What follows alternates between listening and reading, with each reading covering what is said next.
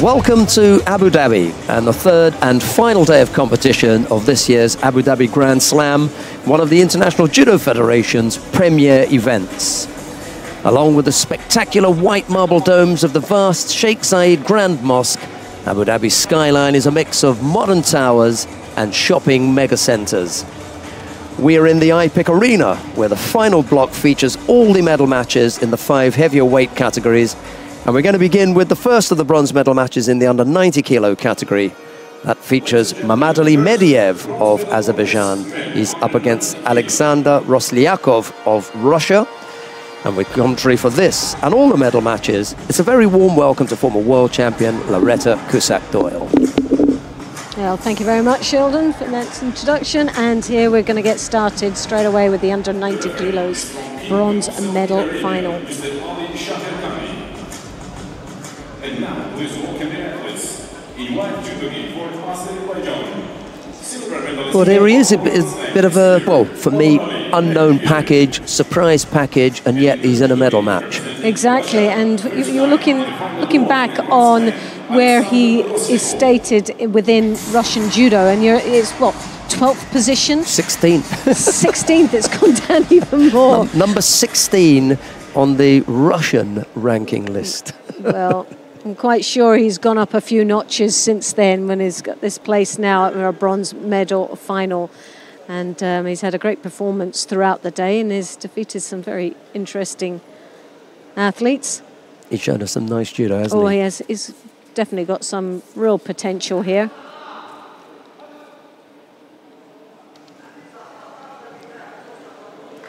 Came up with a couple of thumping ippons earlier on. Beat the number 2 seed, Tot Christian of Hungary, and he absolutely clattered David Klamert of the Czech Republic in their quarter-final. That was an outstanding performance there, and one that just really gave us the wake-up call. Well, look at that. A case of the bite a bit.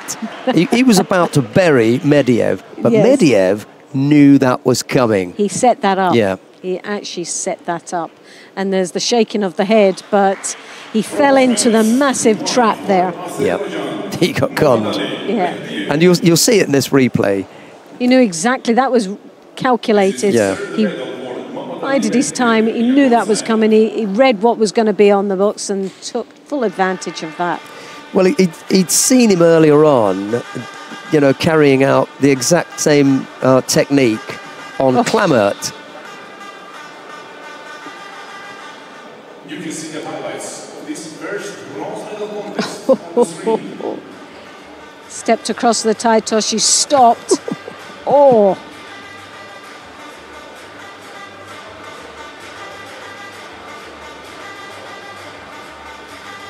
Good reaction. Very. It was that left hand over the back that kept that control. If he'd had it tucked inside, he was a goner. Yeah. No doubt about it. He would have just flew. Well, I can honestly say that I've never seen that counter to Uranaki. Well, look at the way that he's turned his hand round, but he's also made sure that he's corrected him and planted him. He's actually given him a little thud down into the ground. Well, that was over and done with in short time, wasn't it? We come now to the second of the bronze medal matches. Kormanshah Ustapirian of Tajikistan faces Zachary Burt of Canada. It's Ustapirian in the white judogi, Burt in blue. Well, my favourite's got to be Burt.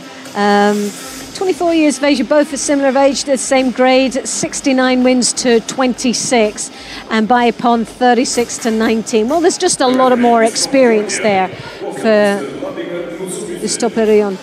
And but the way Zachary has been performing today, well, do you know what? My money's on this man. The man in the middle for this one is Vladimir Nutsubidze of Georgia.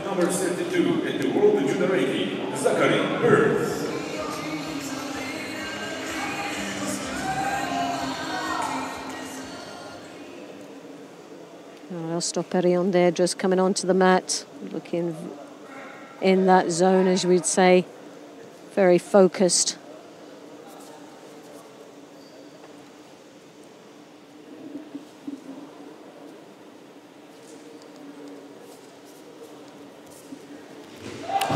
Lovely Tai Toshi right into the Niwaza, the Osakumi. Well, goodness me, what's happening here in this weight category? Another sharp exchange. Oh, and what a turnaround. Whoa. We're talking about the Niwaza again. Bert, there it is.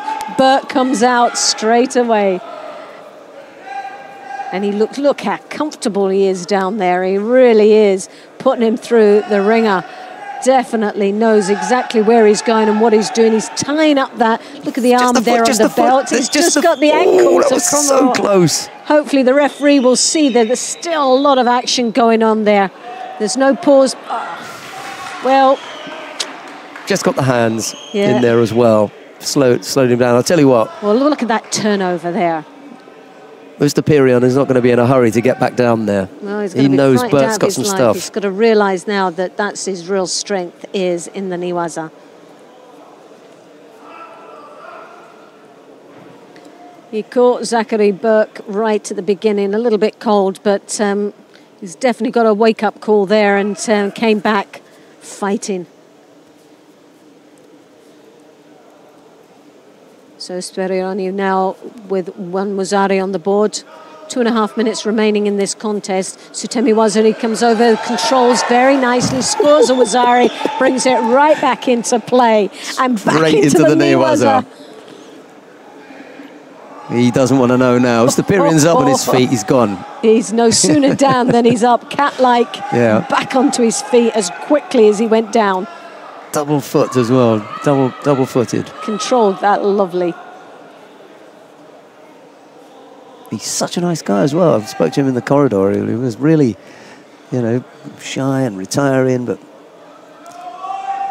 a little bit different. All that action on the mat. Yeah, different when he gets out in the middle. Stepping across, he's looking for that Oso Tagari, but I think he can sense a bit of the counter. He goes into the Ouchi.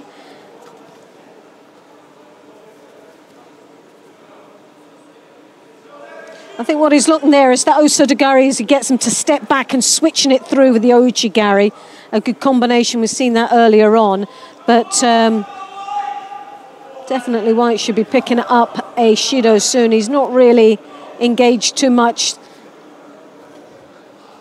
He just slowed down, hasn't he? He's taken his foot off the gas, Mr. Pirion. I think he's got a little bit of a fright in that knee was, and now he's starting to back off. He's realised he's up here with a real contender. Can't underestimate him at all. I think he came out feeling that he had this one in the bag, but I think that all lasted 30 seconds.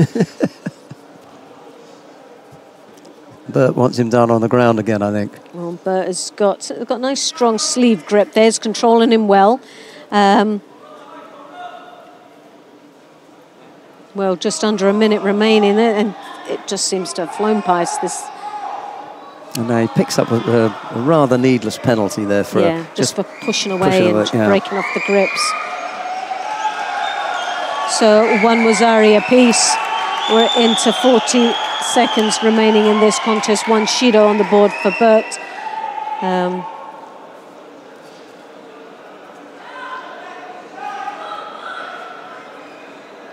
Bert trying to create an opportunity, comes round the back, he's got very good feet. And that's most probably will go. Yeah.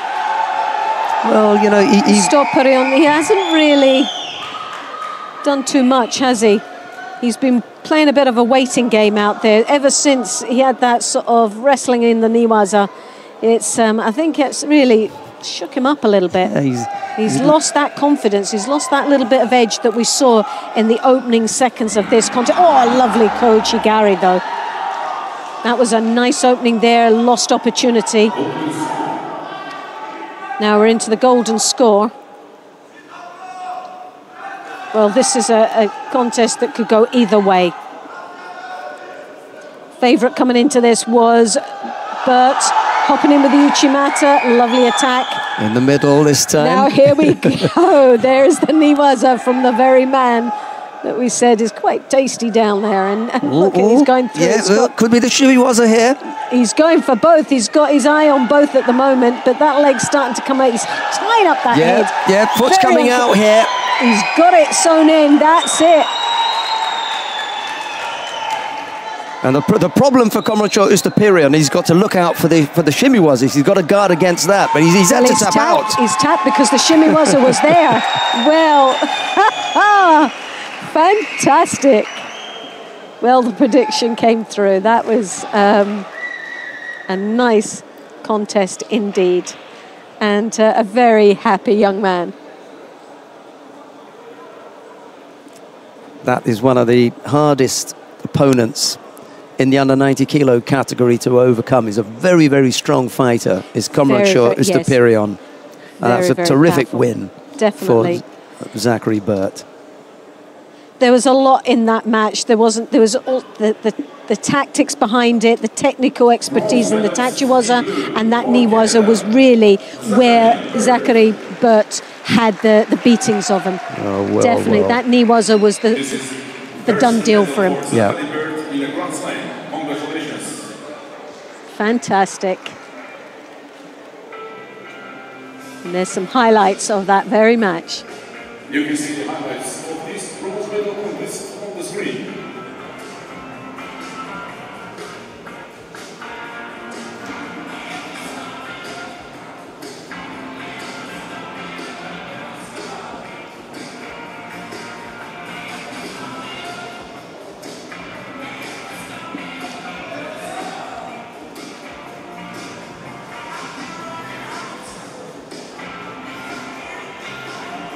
Well, we come now to the final of the under 90 kilo category.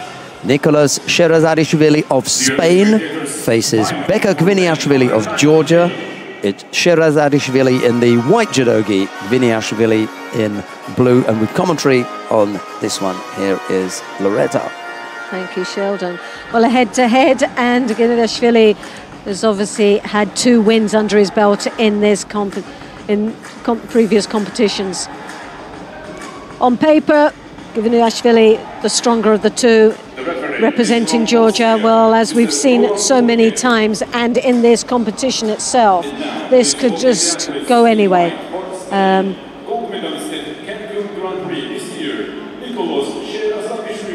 Gviniashvili representing Spain in the white has been on form today.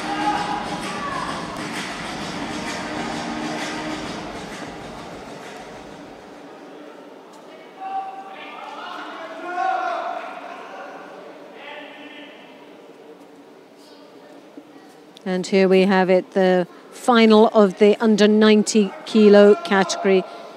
Sherazadishvili in the white representing Spain, and Gviniashvili representing Georgia in blue.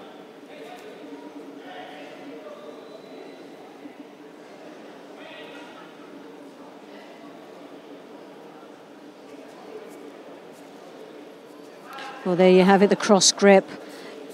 He's got that sleeve, he's trying to come round the back, but as soon as he grips up, he needs to use it. He's let the sleeve go, but the cross grip, trying to draw the shoulder in so he can come round the back, gets him closer to his opponent. Sherazadishvili really has to be wary of that. The Georgian loves the closeness. Very compact. As you've got the hips there, he lifts up, very powerful indeed.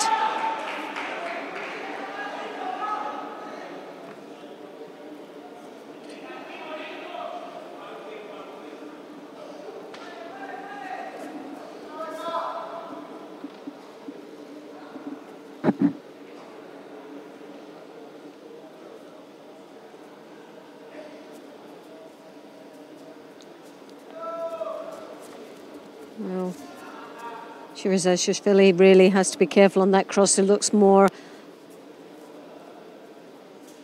a defence against Becker coming through. As you can see, he's got that high collar grip there on the right. And there you've got it, the lift. Uranagi didn't get the rotation that he was hoping for, but definitely has the power to get that lift. Once more, crosses over, deploy to get that arm across the chest so he can catch that shoulder around the back with the right side.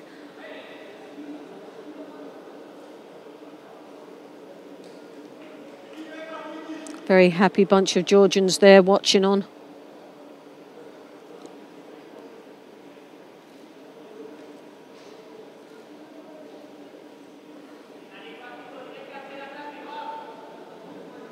We're all focusing there.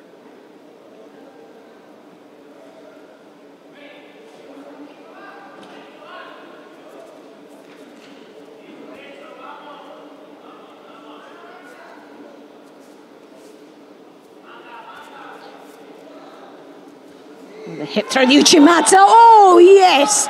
What a lovely attack there, scoring a Wazari. Well, he wanted to get close, didn't he, Gviniashvili? Unfortunately, he got too close.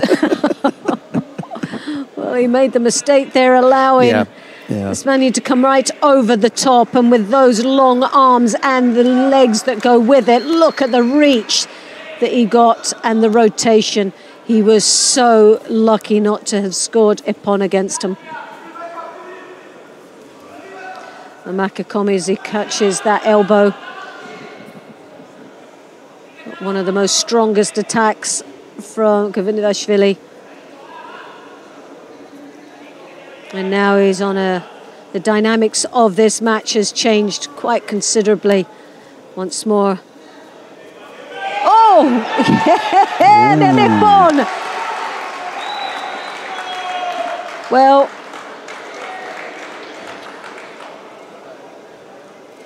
wasn't sure if he landed on his back, but definitely a Wazari.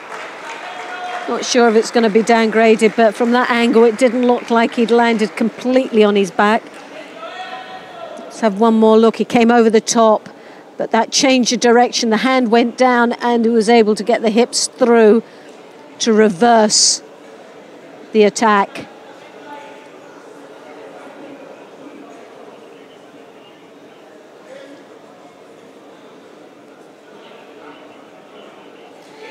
And Ippon is given another big upset in this weight category.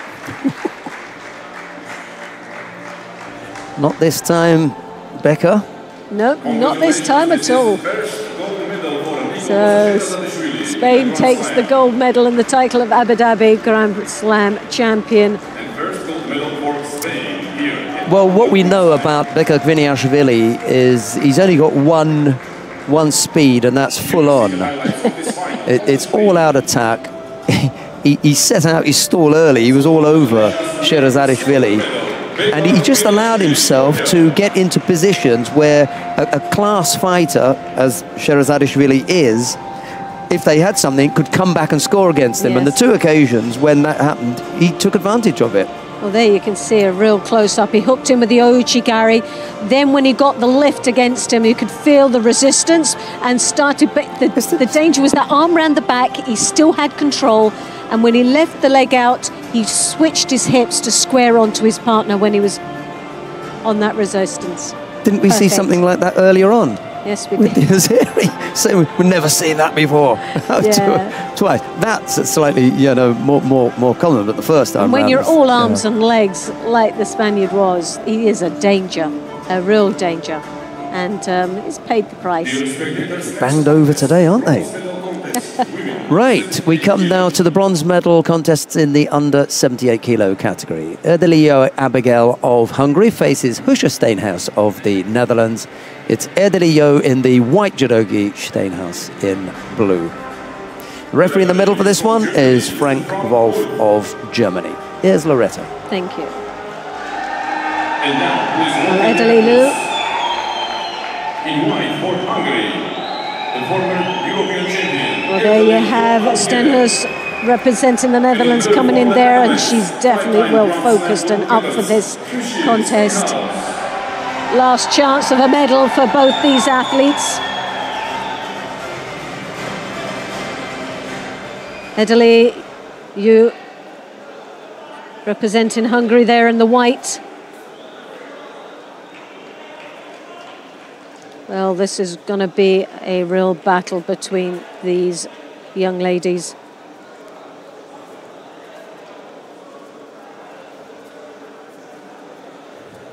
Here you've got it, the arm over the top, the Uchimata as she hops through. Well, we've seen this on every match that she has performed in. Like we said before, she's quite predictable, the Hungarian. Hasn't really changed over the years, her technique. She's just become a little bit more mature and confident in herself, but the techniques have still been there right from the beginning. She's tall, very elegant fighter, but makes it very awkward. She's got that left hand that seems to cause no end of problems for most of her opponents. But there you have that leg coming right over the side this time instead of into the middle. Could have changed directions there. Steenhuis was just stuck. Steenhuis there is trying to keep that left sleeve and tactically knows what she needs to do, but it's not all so easy, as so many competitors have felt that that is the tactic for keeping the arm down. But as we've seen with Abigail, she can come through with the Uchimata, and the arms are really not the thing that's effective, because a lot of the time there isn't power generated through the arms. The elbow's up in the air, she doesn't get the lift there. It's those hips and the reach, the flexibility that she has in those legs and the whole body committing to the technique. And that's where some fall short with it, because they feel by having that sleeve is what's going to stop her, and it doesn't.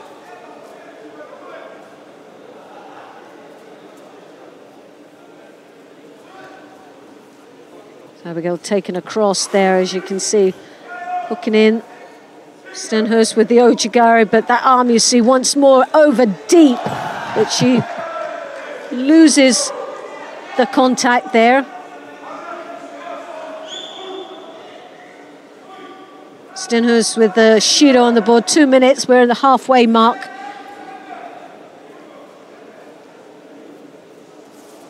Left hand over the top from the Hungarian. As you can see, she's trying to draw it over the top. She's got the sleeve, or the lapel at the moment, now deep in there, right over the top. She's hooking around that arm for the Makikomi. And picks up the second shoot. Picks up a Judo for wrapping right round the leg. It's not something I could do, to be honest, my little legs, but we're built like that. I'm sure she can do a lot more.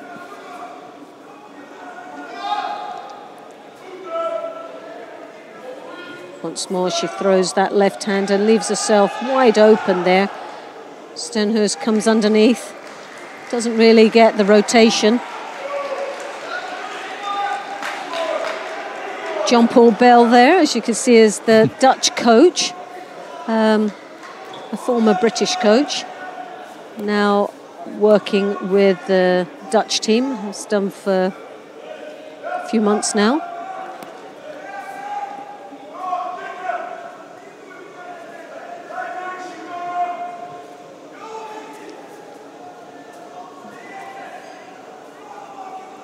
Italy, there coming over once more. Again, she's all arms and legs, and the Dutch girl, there you see it, they're hooking in. Starting to defend a little bit more now, and Steenhuis most probably pick up a Judo. She's been pretty quiet for about 30 seconds now, and needs to start engaging a little bit more. Tends to have been on the receiving end of the Hungarians' grips. As once more that left hand comes over the top, crosses over to the opposite side. Those long legs looking in with the Ouchi, looking a little bit scrappy and desperate out there at this moment. The Hungarian really didn't connect well on that last attack. But 18 seconds remaining, and it looking like this could go to golden score. Steenhuis, as you see with that, once also the left but changes direction, and that was excellent change of direction. The first time that she's done it within this contest, she'd been going left and then switched it using the ashiwas as her feet, and great rotation. Right at the death. Right at the end. You couldn't have placed that any better. Disappointment for Abigail there, as she was about to take it into golden score. It was a useful little contest. Both players had picked up a penalty apiece, but everything was still in the balance. But she decided, nah, I'm going to finish this here.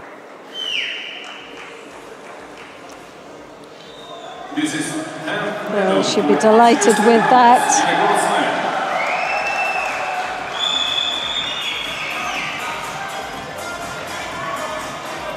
You can see the highlights on the screen. Well, there you have it, the change of direction.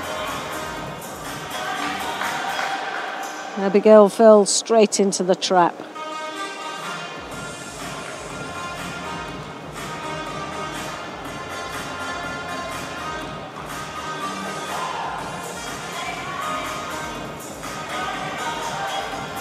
Lovely execution of the attack, following through.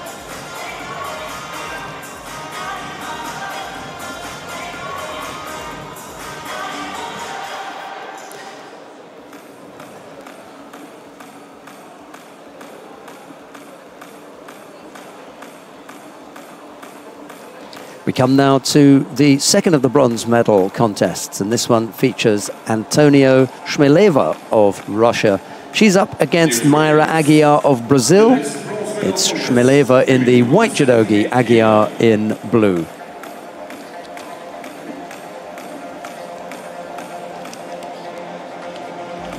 Well, no head-to-heads with these, but 23-26. First stands, both of these athletes wins 12-95, and Ipon's 6-58.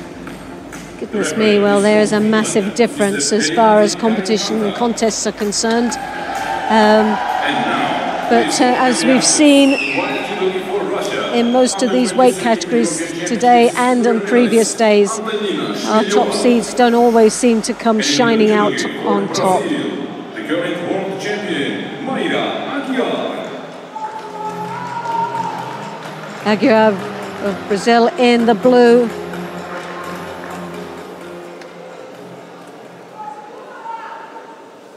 And Shmeleva of Russia in the white.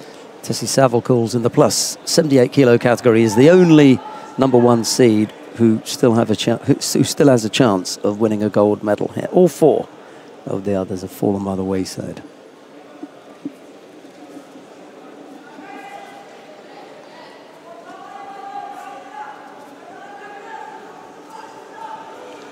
The Uchimata is there from the Brazilian, hooking in straight away, looks very strong.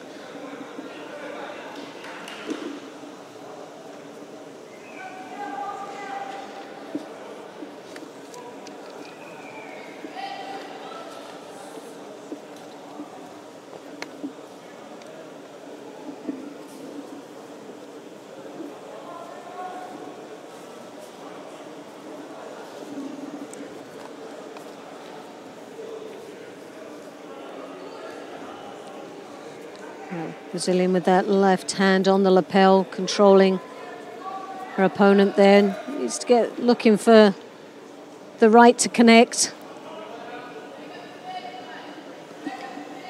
Just under 3 minutes in this contest left. The left hand starts to creep over the back. She blocks.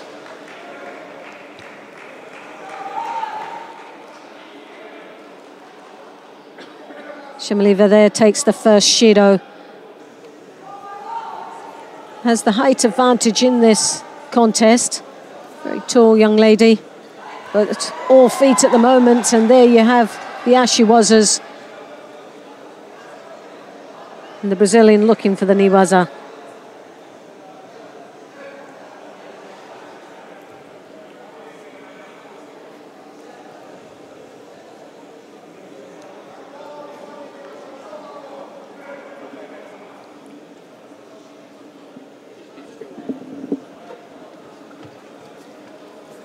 Single Judo against Shmileva. Really doesn't amount to a great deal at the moment. No, got half the contest still to come.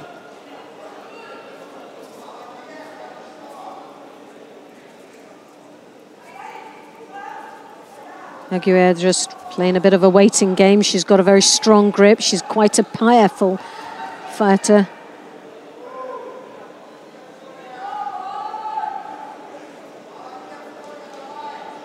Very solid on her feet. It's going to be very difficult to move the Brazilian.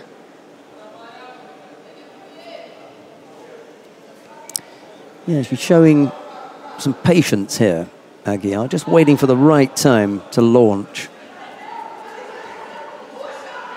It's that left hand that comes round the back, and she's just waiting. She's waiting for the Russian's legs to move forward. She's anticipating that Uchimata attack, and as she steps across to hit her just in front.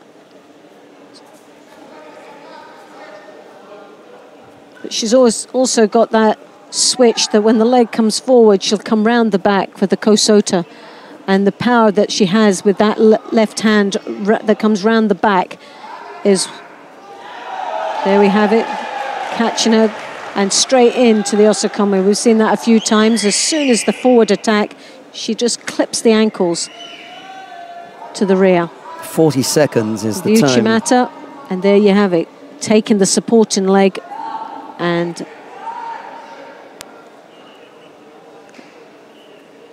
now changing the dynamics of this match. She's now leading with the Wazari, and just under a minute remaining. Well, coming up to the half a minute left now.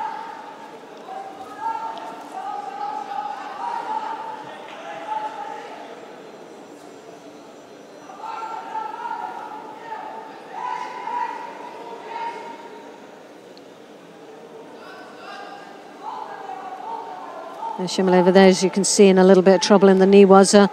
Sure the shimmy was, but she's looking for that arm lock.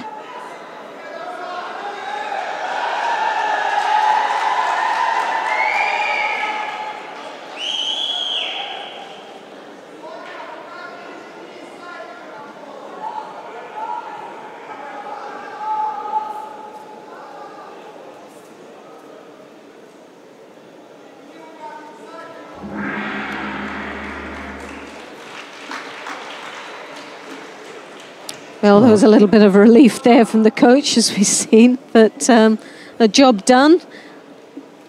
Well, it was coming into that last 40 seconds of the contest that Aguirre began to look as though she thought, well, okay, can't leave it any longer, got to get it finished here. She just stepped it up and managed to catch the Russian. A single score was all that was needed, and then she kind of coasted from there. Bronze medalist in blue for Brazil, Maya Aguiar.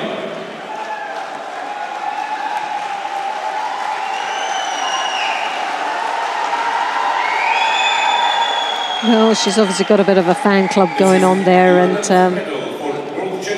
happy young lady just to be picking up that bronze medal after a real tough tournament it's been for her today.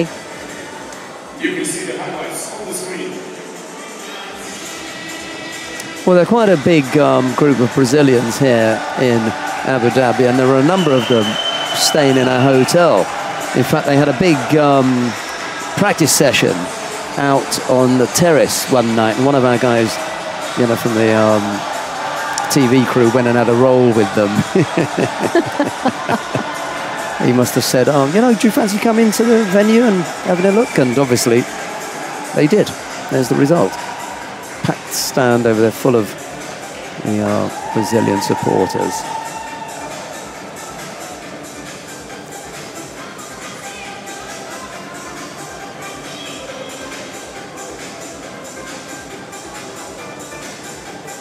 It's that nice little left foot at the back, yeah, just catching. Just played a bit of a waiting game. Right, we come now to the final of the under 78 kilo category. Marhinda Verkerk of the Netherlands faces Natalie Powell of Great Britain. It's Verkerk in the white judogi, Powell in blue. Well, as you see, head-to-head, 5-2. Age 31 to 27, so there's not much in it. 111 wins to 80. 45 to 41 in Nippons. Well, it's very close on paper looking at them. This could be a real open battle here.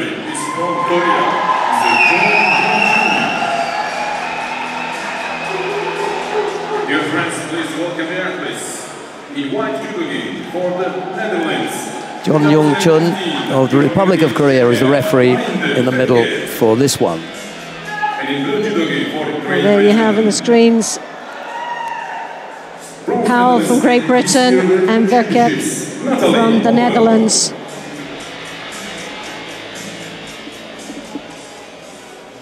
Well, we've already seen Stenhus take the bronze medal in this weight category.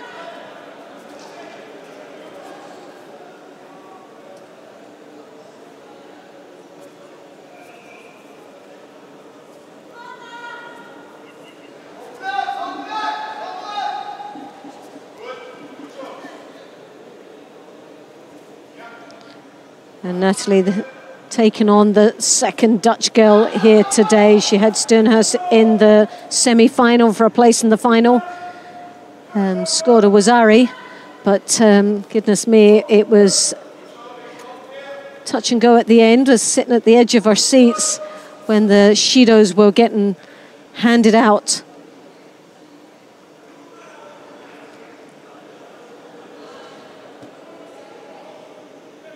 So Verkerk picking up the first Shido this time.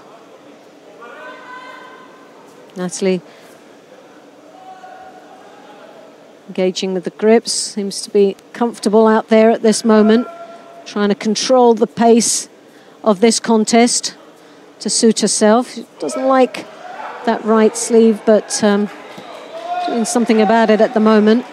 2 minutes and 55 seconds left in this contest. And she throws that left hand onto the right shoulder, but Verkerk brushes it off, taking Powell down to the ground. Doesn't seem to have much to offer in the Niwaza.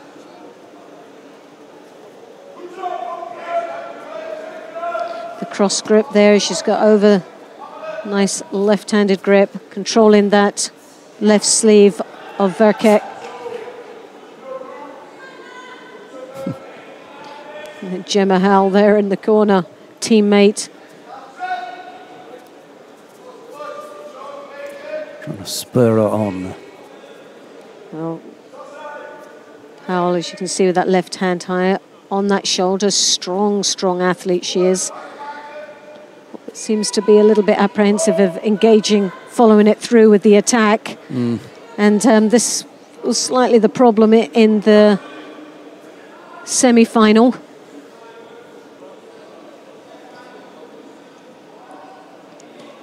She did the little foot taps and the thinking about the Uchimata or Ojigaru have just made Verkerk just that little bit defensive. And now she's caused herself a problem because she's picked up 2 penalties with 1:50 left to go. Well, the problem there is that left hand around the side, it's actually trapping Verkerk's right arm. And she doesn't want to engage too much by coming round the back because then the Uchimata is there. And she obviously senses the danger there. Natalie tactically doing really well. She's controlling, as you can see. She's got the most dominant grip. Both of them are doing very similar. They're just showing as if they're going to set something up and nothing happens. The little tap of the foot really isn't an engagement, but it's just to try and keep the referee at bay. And I think we're looking at another Shido, and if this is the case, it'll go to both. And Shido going to Natalie, and the last one and the final one goes to Verkerk, and a disqualification. So Natalie Powell takes the gold in the Abu Dhabi Grand Slam. She'll be absolutely delighted with that. You see, tactically, you have to say that Verkerk, that wasn't just the, committing an error, because there were 3 errors there. and you get three shots. How can you get to the final of a Grand Slam and then just allow yourself to be shidoed out of it? That's beyond me for a player of Fekirk's experience. Well, it was that left sleeve that was causing her all problems. Fekirk couldn't get free. The head down. She was overpowered, totally dominated, tactically outplayed. Yeah. That, I'm afraid, was not Fekirk's proudest moment. Right, let's go down to the far end of the competition hall to look at who we've got in the awarding ceremony lineup for the men in the under 90 kilo category.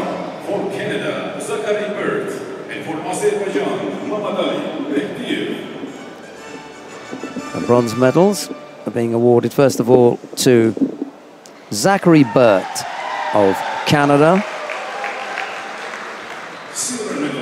and also to Mamadali Mediev of Azerbaijan.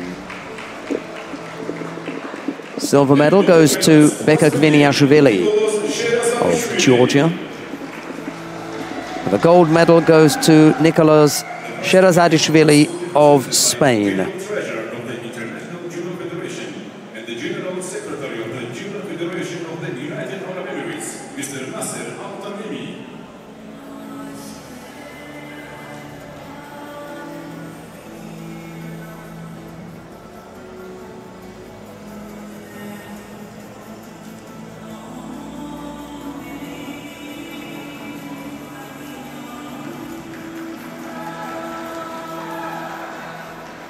Ladies and gentlemen, please rise for the national anthem of Spain. And now the national anthem of Spain.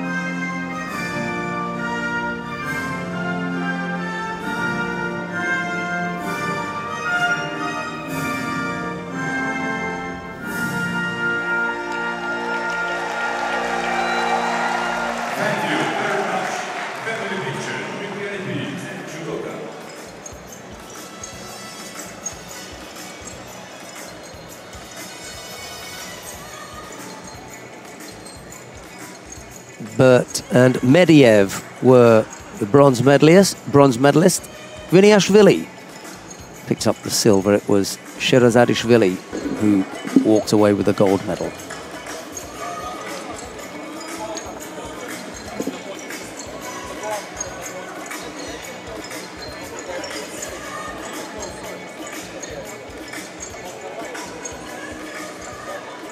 Dear spectators, next contest, bronze medal contest for men under 100 kilo. Right, we come now to the bronze medal contests in the under 100 kilo category. Kirill Denisov of Russia faces Giuliano Lopacchio of Italy. It's Denisov in the white judogi, Lopacchio in blue, and the referee in the middle for this one is Everardo Garcia of Mexico. And now, please welcome the athletes in white judogi for Russia, this year World Championships bronze medalist. And 2015. And there you have Lopacchio just coming onto our screen now, entering the field of play. Italy, this year's Zagreb Grand Prix bronze medalist, Giuliano Lopacchio. And there's Denisov of Russia in the white.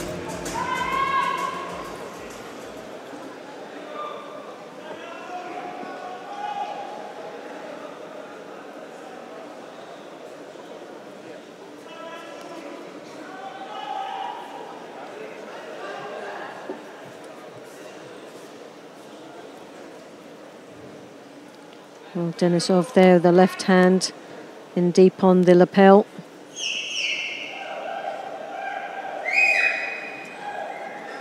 Left to right, gripping. Lopacchio there with the right hand on the lapel, both opting for the same grips.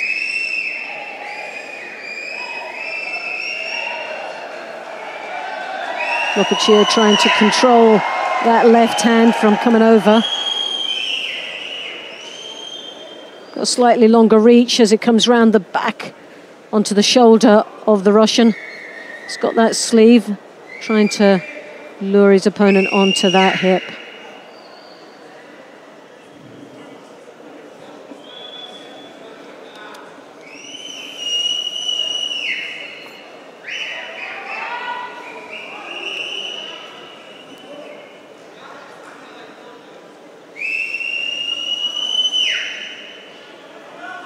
Well, tall reach there as he comes over the top, overstretching himself against the Italian. There's always a slight danger of that overreach, but the Uchimata's there and tries to come over the back.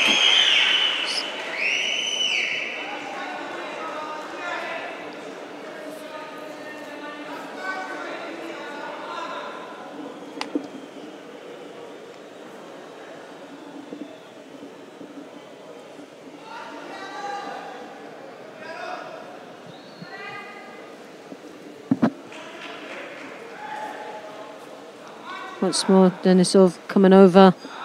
That left hand high up onto the collar. Is the smaller of the two, finds that he's overstretching there. Doesn't seem to be able to draw down on his opponent to bring him into his own height. Lopacchio comes round with that right, controlling the shoulder. Quite happy to allow the Russian to come through.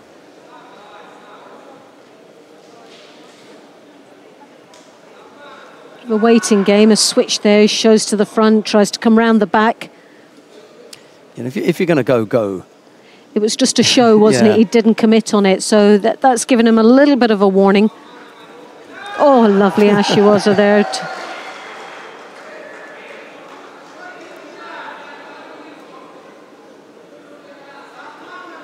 Well, swept the feet from under him. He never really pounced on Lopacchio in the when they went to ground. No, to follow up in there, was he? You know, you get that sense that he's looking for the big throw, isn't he? He's trying to set it up. He's as if he's luring him into a false sense of security here. He's not really played a major part in this match so far. He's not really shown him everything that he's got, I don't think, yet. Lopacchio there looking once more for that Uchimata. It was quite effective earlier on in the first minute of the match. He looks like he's in control there, but I'm not so sure. He's just got that height advantage that makes him look in a better position. This is better now from... Now Denisov is drawing him back. Now the size is starting to come back down as the head drops for the Italian. That's better for Denisov.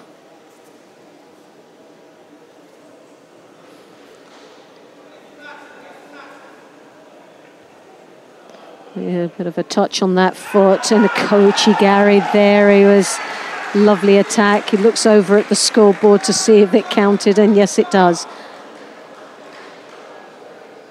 Now that's the danger of allowing that left hand to come inside. It can create the space to come across his opponent's body and to reach the leg furthest away, when there we have it, the Koichigari.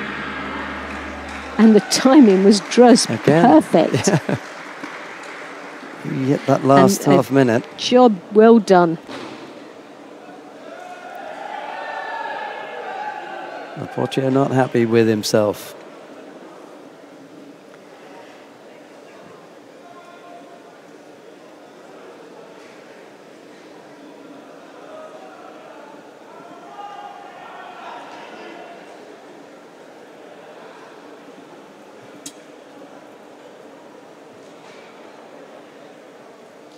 Bronze medalist In white for Russia, Judo.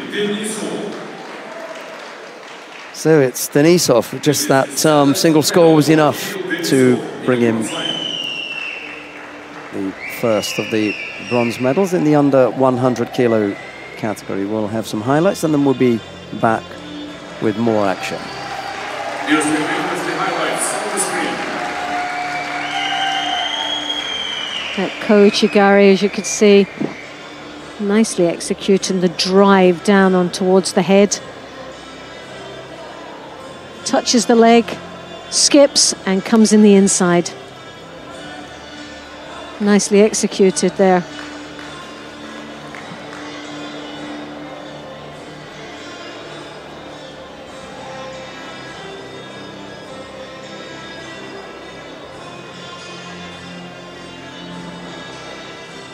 Nicely with the upper body control. And the winning ingredient was having that arm inside. Left the shoulder unblocked. And now the second of the bronze medal matches, Peter Palchek, the Israeli representing the International Judo Federation here, faces Seryenix Miklos of Hungary. It's Palchek in the white judo gi, Seryenix in blue. Well, Seryenix obviously has had one win against his opponent, so that has got to give him a little bit more confidence, but statistically, there's not much between them. In white judo gi, representing International Judo Federation, Peter Palchek. And in blue judo gi, for Hungary, Ekaterinburg Grand Slam gold medalist, Seryenix Miklos. Seryenix, the Grand Slam in Baku this year, took a bronze medal, a gold in Zagreb. So this year has been on form as far as competition is concerned, and been around the medals and in finals of Grand Slams and Grand Prix. Straight in there. Whoa, Palchek. No messing around. A Wazari up already in the opening 20 seconds of that contest starting.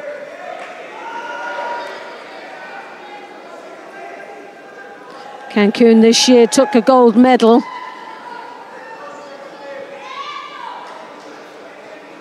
Along with the European Open in Bucharest, a bronze. Oh, it just nicely controlled, reacted so well on the opening attack there. Now the Hungarian has really got to start stepping up into this contest.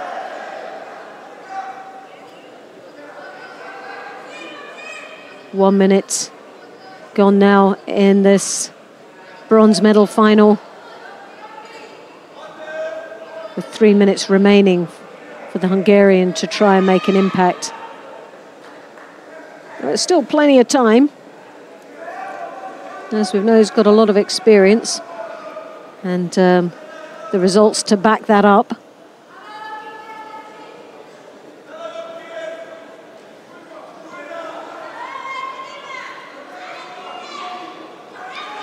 Palchek coming in again with the hips, knocking his opponent down into the ground and trying to look for an opening there in the Niwaza. And while doing that, the clock ticks away quite nicely. I think he's just looking busy there, but I don't think he really knows what he's doing at this particular moment.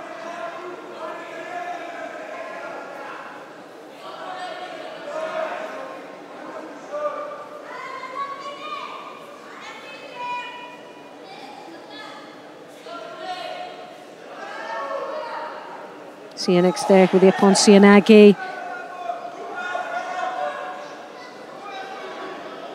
Just on the way down, you know, he could have come up with a little foot tap just to see if he could unsettle Palchek. He'd rocked him with the Seoinage effort. Chance here, do you think? Well, he's looking to see if he can get that arm out, but I'm not sure if Palchek expertise is in the Niwaza. He's had a couple of opportunities, but didn't look like he knew in what direction to go there, other than looking busy and keeping the referee from calling the mate. Tactically, that's a good thing on its own if you're not that clever in the ground, but picks up a Shido for that poor attack there, as we'd seen.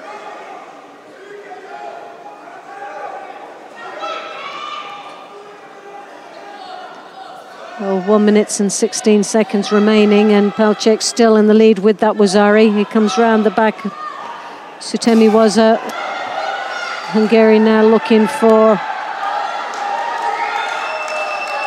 a rotation, but as you can see, Pelchek trying to get that leg out, but he hasn't secured the upper part of the body yet, so even if he does manage to get out,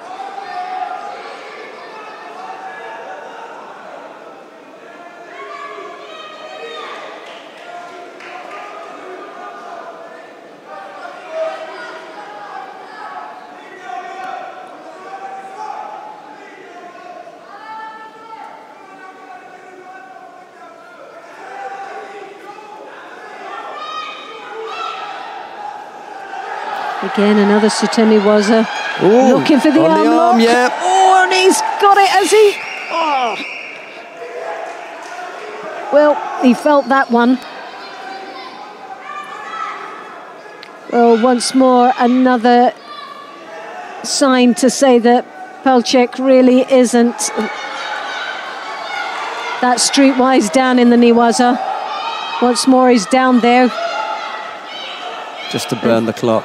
And that's just a time waster, because he doesn't really know which direction to go, and it's a competent Niwaza specialist would be over that, all over that like a rush. He would be in there, turned him and finishing him. Well, but it was enough. Pelchek takes the bronze medal for the IJF.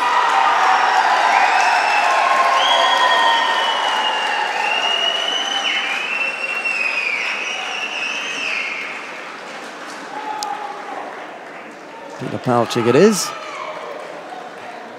who comes up with a very hard-fought bronze medal. See, Yannick's gave him a few things to think about, mostly when they were on the ground. Yeah. Bronze medalist in white, representing International Judo Federation. Well, that's where Pelchek was vulnerable. That was his Achilles heel, was the Niwaza, and he didn't really take advantage of that when he had the opportunity to go into using the Sutemi Wazas into the Niwaza. He didn't really work in trying to capitalize on being down in the ground.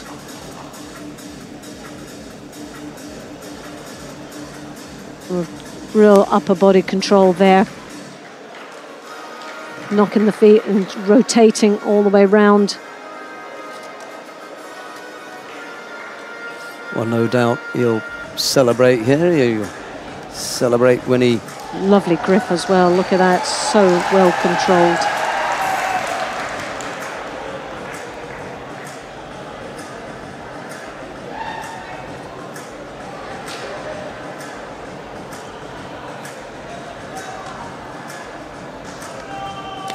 We come now to the final of the under 100 kilo category. Toma Nikiforov of Belgium faces Niaz Bilalov of Russia. It'll be Nikiforov in the white judogi, Bilalov in blue. Well, neither of these have fought each other. 24 to 23 years of age. Grades are very similar. 73 wins to 33. 58 of them by upon. So Nikiforov, very experienced and competent athlete out there in this final. From Egypt, Mr. Khaled Anwar Ali. On paper, looks to have a slight advantage. And based on performance today, Nikiforov has been spot on with his performance and his fought and defeated some excellent athletes here today.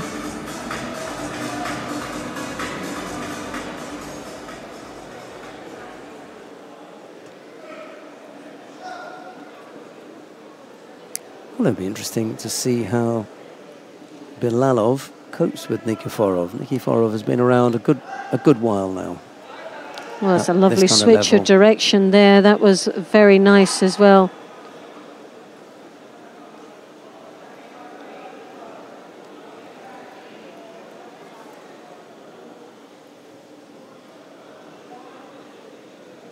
Well, Bilalov just coming from Russia as well. Anyway, they've produced some strong athletes over the years. It's definitely a country that dominates within Europe.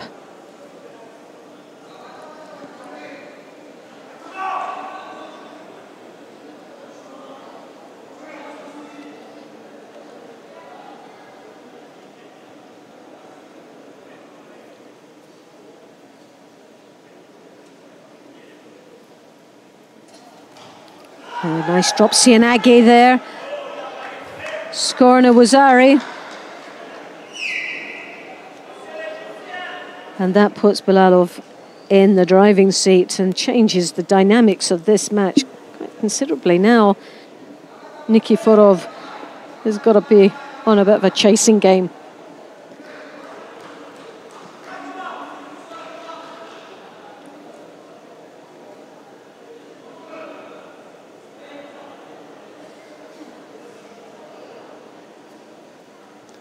Two and a half minutes left to go. The single score up on the board for Bilalov. Russian leading here. You see Bilalov there with that left hand on the lapel. He's trapping the right side of Nikiforov. But there it comes in with the Ippon Sianagi, trying to catch the back end of the leg there of the Russian.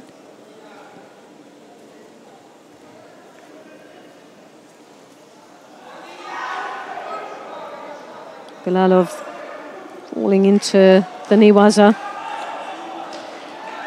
Drops there. But as you see, that's the score we saw earlier on.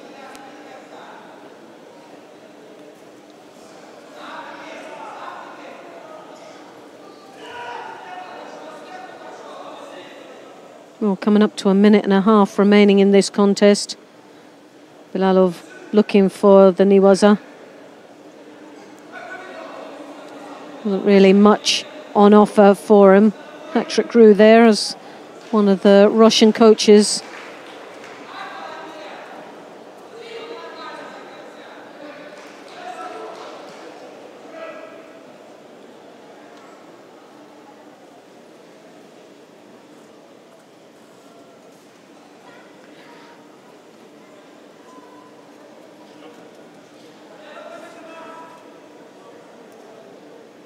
Well, Nikiforov really has to start stepping it up a notch or two and piling on the pressure.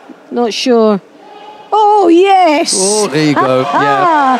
Well, he fell into the bear trap there. Goodness me. Well, it'll be interesting to see how that came about. Didn't actually even see that one coming. And nor the referee's looking for a catch-up on that one. Nothing to catch up about. Tapped him out. It tapped him out, that's it. Tapped him, tapped the mat. He's only going to want to see about the leg, the use of the leg. Look how he grabs this leg and how it's wide. Why is he tapping out? This is what they're looking at now. Why has Niaz Bilalov tapped out? Oh, right. Because of the leg. Hamstring. Yeah, so that pressure, you cannot apply the shimiwaza with that pressure on the leg stretched up towards the head. Yeah. Bound to tap out. And now Bilalov. There you've got Bilalov coming right back and gave straight into Ippon. Well, as they say, what goes around comes around. Yeah. Well, they've got to get rid of the Belgian coach, first of all. Sort him out.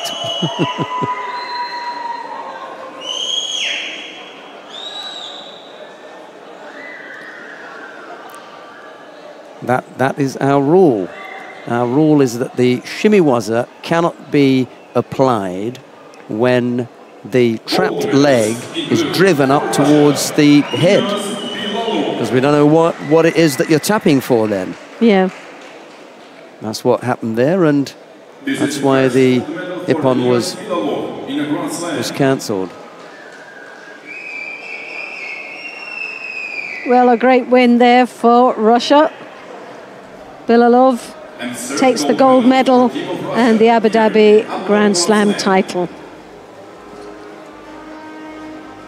And there's the final departing of this contest. Nikiforov comes round the back, but really didn't get that leverage,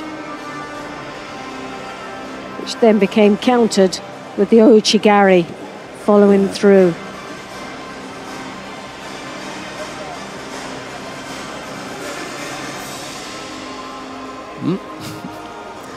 Right, we come good now. There. That was good. Very interesting match indeed. So that we come now to the awarding ceremony for the women in the under 78 kilo category. Dear spectators, the awarding ceremony for women under 78 kilo. The medals will be presented by Executive Director of CEFC China Energy Company Limited, Mr. Jiang Yang. Bronze medalists are Right, the bronze medals go first of all to Mayra Aguiar of Brazil and to Kusha Steenhuis of the Netherlands. Silver medalists representing the Netherlands, Marinda Verkerk. The silver medal goes to Marinda Verkerk. Well, the gold medal goes to Natalie Powell of Great Britain. General Secretary of the Abu Dhabi Sport Council, His Excellency Araf El Awari.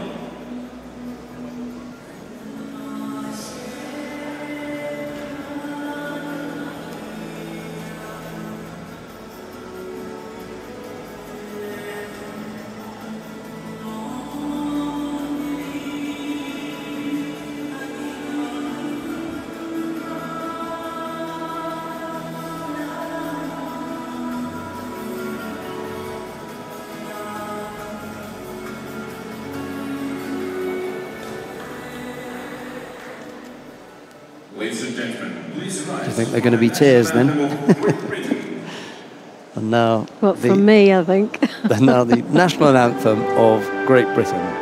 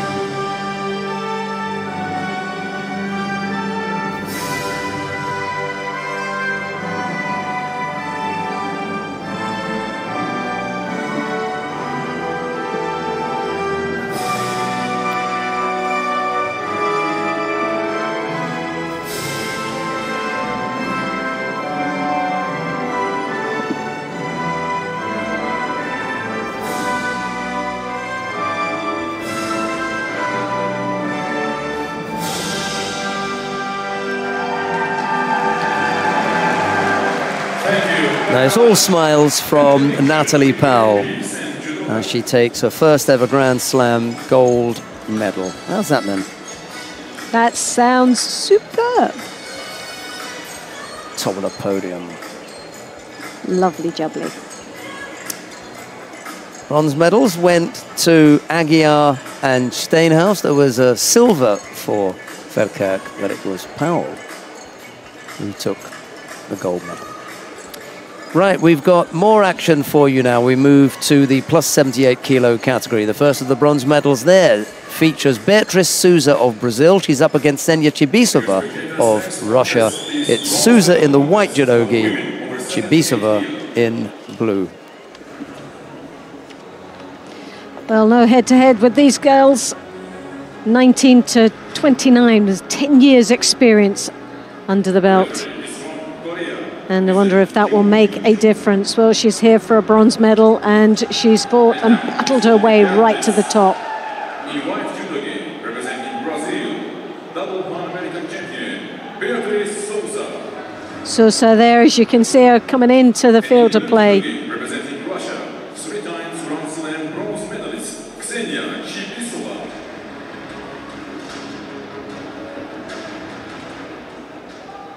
Chibisova there representing Russia in the blue.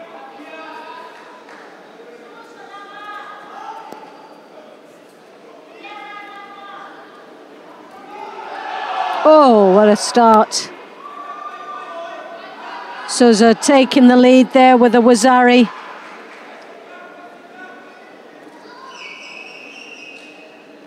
Chibisova just caught real cold there on that opening seconds of the exchange of grips.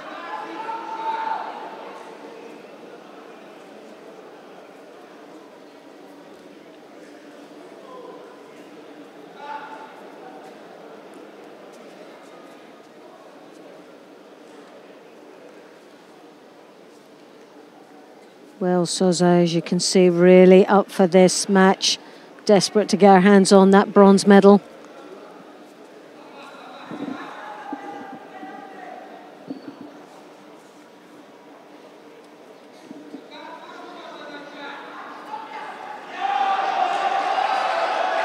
Once more a mistake there. And the Osokomi. But the Ippon's been called and it stays put. And Souza takes the bronze medal in the plus 78 kilo category. Referee just wants to have a look to make sure. Yeah, done. Yeah, no question about that. Only needed to look at it once. And a very happy 19-year-old from Brazil. Yeah, I think what's going to happen is they, we've seen a second time here with a refereeing decision. I think what they're going to do is the referee, to be safe, gives his Ippon and then he immediately signals for the TV. Yeah. Just to have a little look at it. But we know what his thoughts are, and he's either going to be overruled or he's going to be confirmed in his decision. But everybody knows that they're having a little bit of a look. Okay, Beatriz Souza takes the first of the bronze medals. Her teammate, by the way, is just coming up now. Is coming up, yeah. The Brazilians could walk away with a couple here. Well,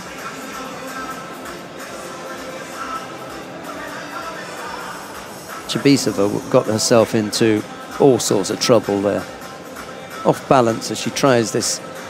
Oh gosh, yeah. She's going the completely wrong direction. She just misjudged that completely. Yeah. And you got and the look top. At her lovely big smile there she has. That just says it all, doesn't it? Souza's body is turning the top half of Chibisova, and Chibisova going the wrong way. Right, here is the second of the bronze medal contest then. Maria Suelen Alterman of Brazil faces Jasmin Kulbs of Germany. It's Alterman in the white judogi, Kulbs in blue. Well, Thema 8 in the world ranking, Kulbs in ranked 15. And again, both very evenly balanced as far as results and ability. So this could be a real opening for either one of these athletes to just step that little bit further up the world ranking. The referee in the middle for this one, is Vasily Smolin of Russia. There's Loretta again. Athema World Championships back in 2014, silver medal, along with the World Championship silver medal back in Rio de Janeiro in 2013. last year took the gold medal here in Abu Dhabi. So, not the position she most probably came for. Was hoping possibly to repeat last year's result. But like anything, a medal here in these tournaments is vital to the world ranking and Olympic qualifications when it comes next year. Clubs, the European Championships back in 2015, second place.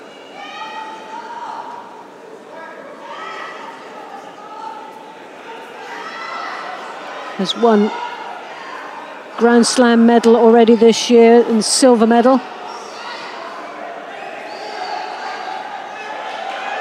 Athema, wonderful attack as she comes across. Owuzari scored there, the Makakomi.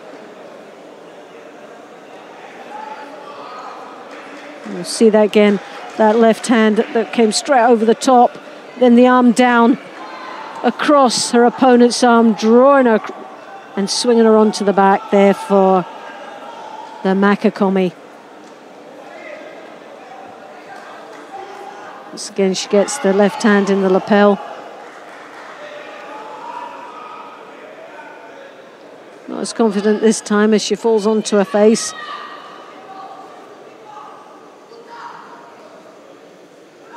Klubs now has got some work to do. She's Owuzari down. She's still got plenty of time with 2.5 minutes remaining in this contest.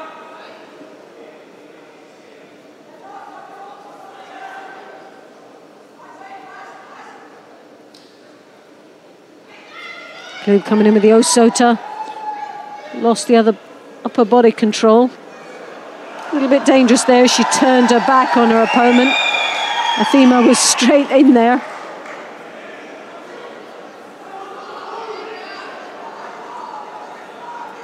Zillian once more gets that left hand on the lapel.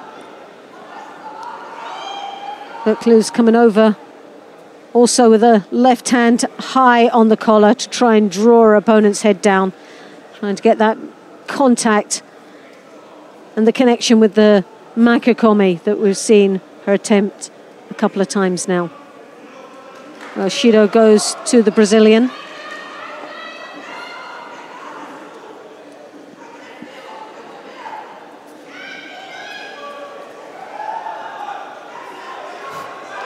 Well, Athema has already seen her teammate take the other bronze medal, Souza.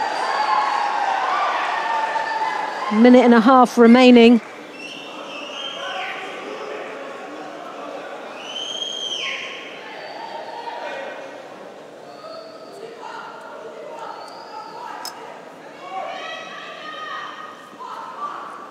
This time, Klub's taken the first grip, didn't keep it long enough. Athema once more, that left hand on the collar. Then on the back of the neck, drawing her opponent's head down. Piling on the pressure. German really looking uncomfortable there. Looking quite passive as well, and she's not careful, we'll be picking up another Shido quite shortly.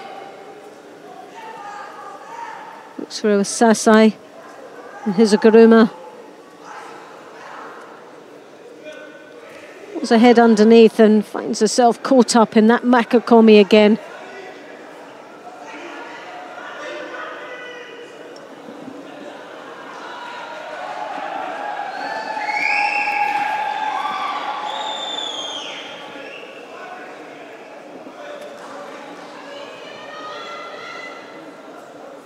Well, these girls just battling away here with 1/2 minute remaining, and only with the Owuzari on there and the Athena still in control of this contest and still in the lead.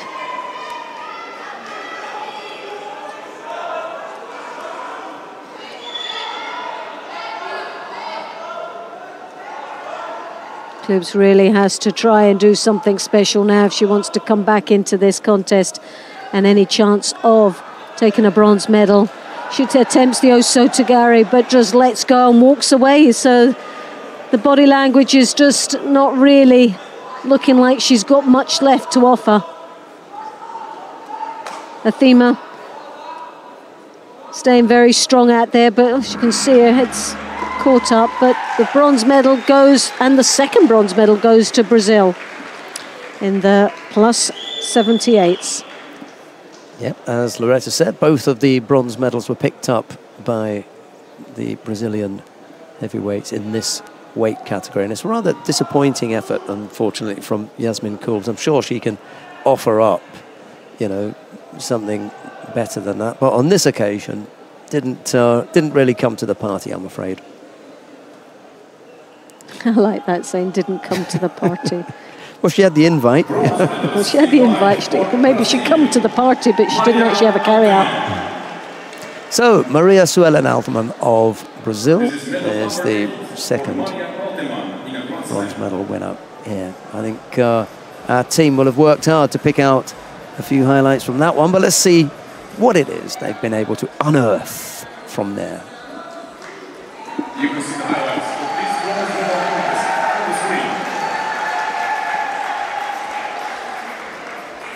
Well, it was the opening seconds of this contest, and there you have it. That was Ari, hooked in, just clipped the ankles. The upper body control was there. Continued to rotate as she went into the ground, scoring that one and only was Ari, and attack.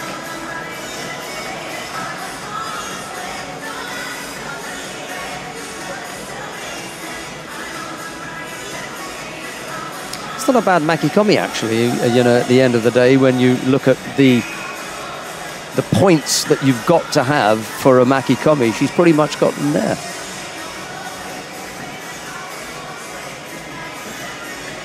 Got the arm across, the leg was out.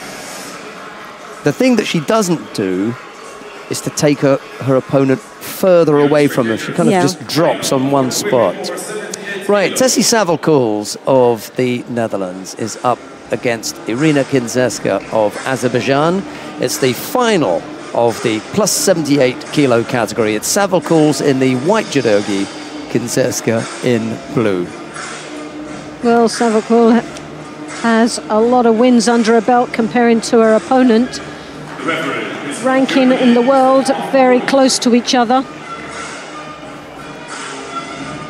And now, please welcome the athletes in white judogi from the Netherlands. Gold medalist in Untitled Chapter this year, Tessie Saville-Kouls.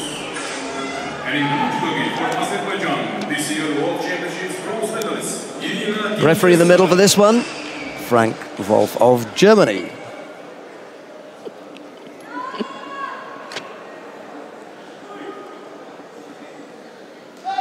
Well, Saville-Kouls there in the white gi.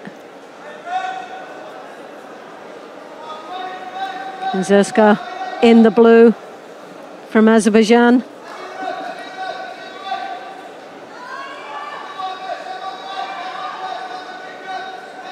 Kinzeska there, as you can see, with both left and right, trying to throw that arm over the top. I don't think she knows quite sure which she's either left or right. Both hands went up there, one after another. Saville-Kouls came underneath her, but looked like to hurt her thigh. Looks as though she got dead-legged there.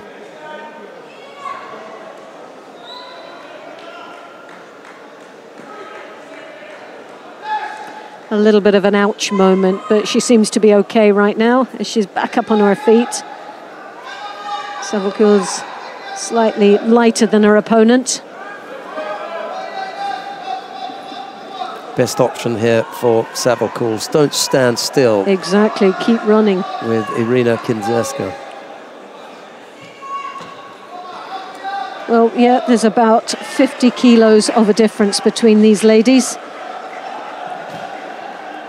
Saville-Kouls, one of the lighter athletes in the weight division.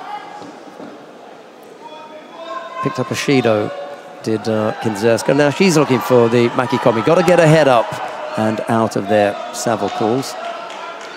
Well, Kinzeska there, moved quite well. She actually had some pace about her with that split for all of about 15 seconds there. Yeah. She moved quite nicely, but it's been able to sustain that sort of action for longer periods of time. You don't want to be on the receiving end of that Makikomi, I'll tell you. That was a drop Seoinage, but she moved her, but then as soon as she entered in for the Seoinage, there was a pause. So she needs to have her opponent still travelling on to the Seoinage to have any opportunity of scoring from there. Kinzerska there trying what looked to be the Makikomi, but only really had the wrist to work off of. Needs to have a little bit more than that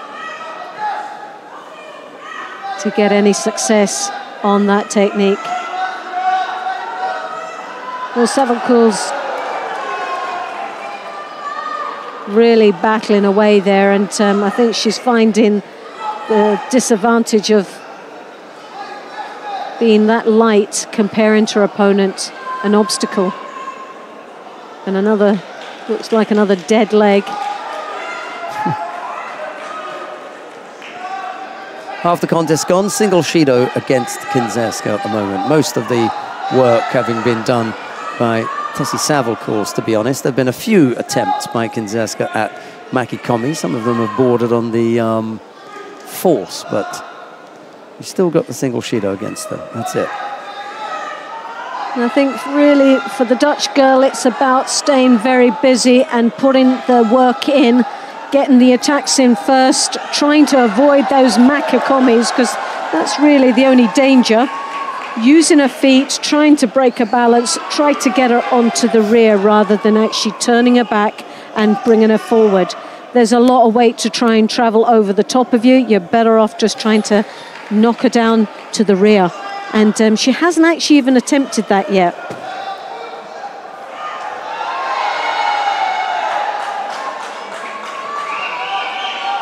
Now, because Savalkos has done so many drops forward, right now would be a good ploy to show forward and switch it to the rear and just try and lure opponent in a different direction.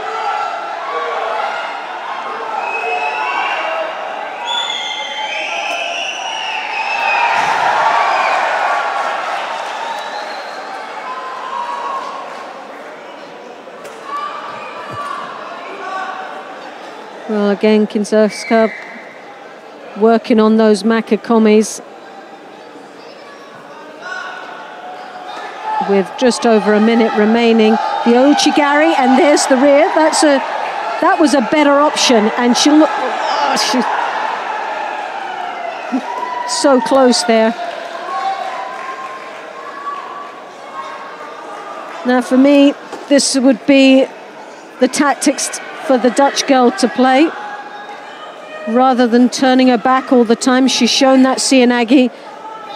Kinzerska knows that's coming. She knows that it's one of her favourite techniques, but catching the heels and sending her to the rear or even off to the side would be most probably now the best option. Doesn't go for it here. Still persisting with the Seoinage, not able to come up with the combination that Loretta's talking about. She's done so many drop Seoinages now, and she's not been close at all.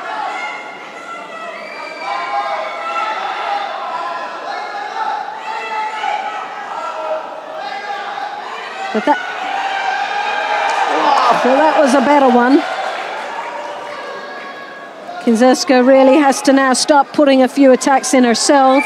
She's just been on the receiving end for some time and should be very soon picking up a Shido again. Yep, there it is. That's the second one now Kinzerska has got. With 14 seconds remaining, it looks like this could go to golden score. Again, that didn't look very tidy at all, and not sure whether it'll give her the benefit of the doubt, but really it was a false attack, and it's looking like it. That's always the telltale sign, isn't it, of tidy the geese up and then award them with the penalties and the actual final decision.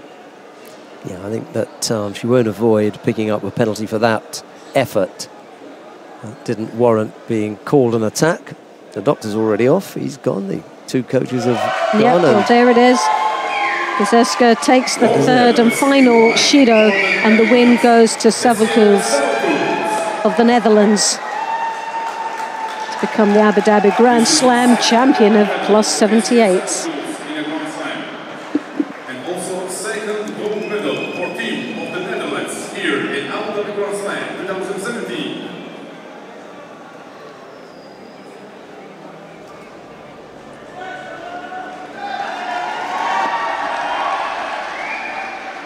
Congratulations for silver medal, Irina Kinzeska, Azerbaijan. These are the highlights on the screen.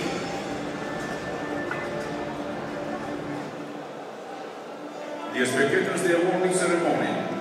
For men under 100 kilo, the medals were presented by General Manager of Sports Division of Abu Dhabi. We've got the awarding ceremony for the men in the under 100 kilo category now. The bronze medals go, first of all, to Peter Palchik, the Israeli representing the International Judo Federation here. The second bronze medal goes to Kirill Denisov of Russia. Silver medal goes to Toma Nikiforov of Belgium. And the gold medal goes to Niaz Bilalov of Russia.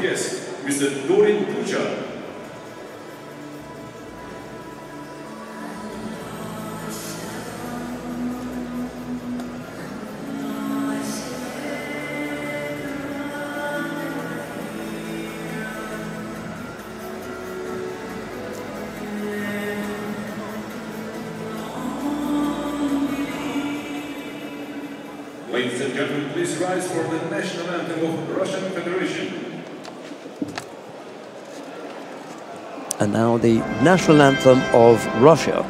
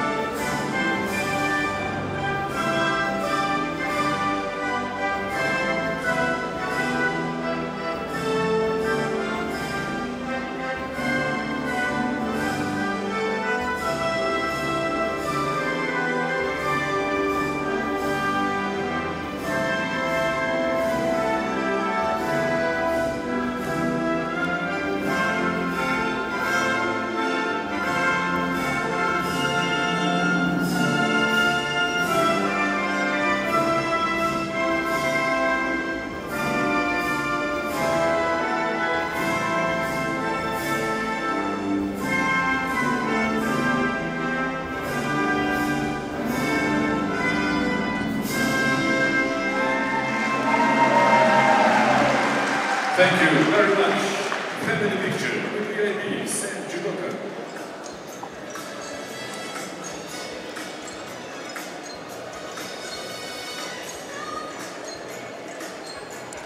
Palchik and Denisov were the bronze medalists. Nikiforov, who looks detached at the moment, was the silver medalist, and Bilalov took the gold.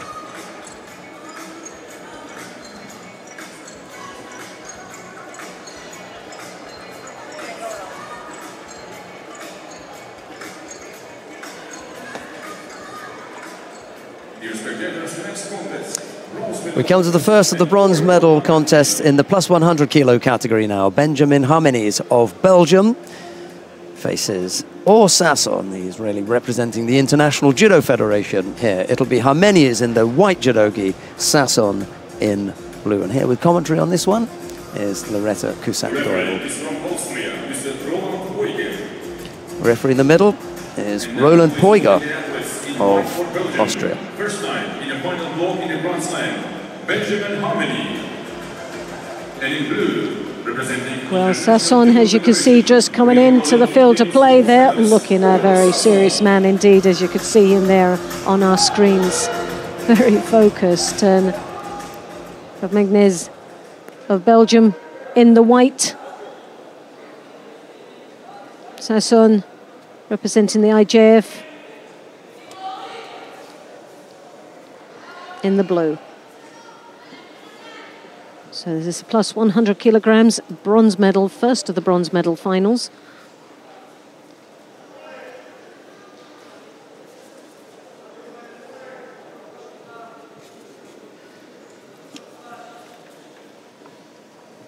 Oh, Sasson looking the bigger of the two.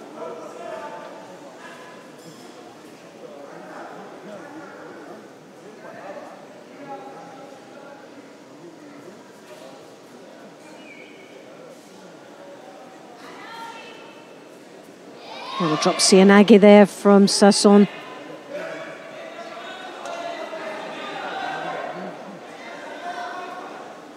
Well, good opening for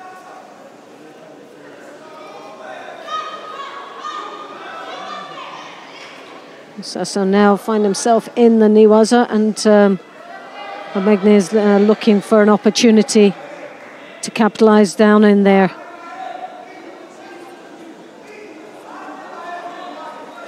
And the Belgium coach trying to give some sound advice there for his athlete.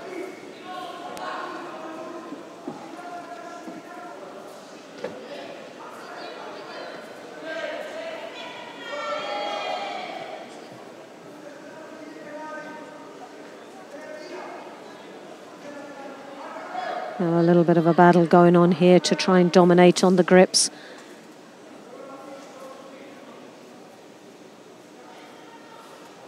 Sasson, as you can see, with that right hand on the lapel, controlling quite nicely.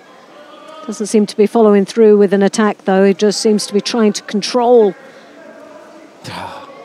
Magnez, who tries to come in for what looked to be a Makokomi, but I think it was just a desperate act to try and break the grips of Sasson, and pays the penalty for it by picking up the first Shido. What a lovely drop, Sianagi. Just lost the control at the end, but the entry was just perfect.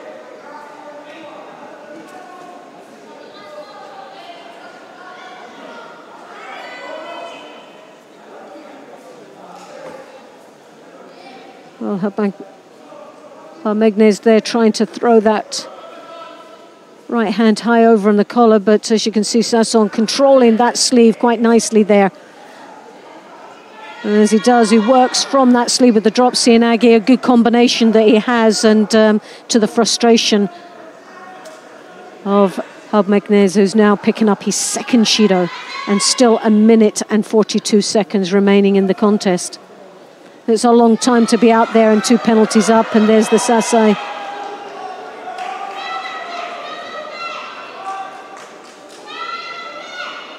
Sodi there, good entry.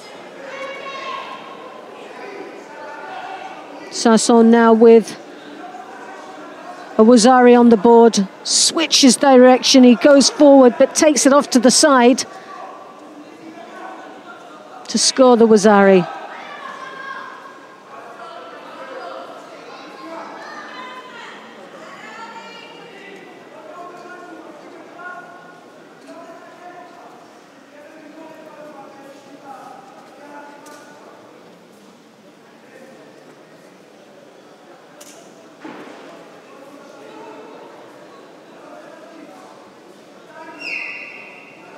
Sasson once more got that strong right hand lapel grip, controls very nicely, and as we know, he's got that Sianagi that comes off the end of that. Moves quite nicely around the contest area, trying to create an opportunity at the feet to start to move. He's done enough as far as he's concerned. Yeah, well, he's got 36 seconds, but he's worked quite nicely around the mat here. He'll make it as difficult as possible for Jimenez, but what he won't do is to open up any further. Doesn't really need to.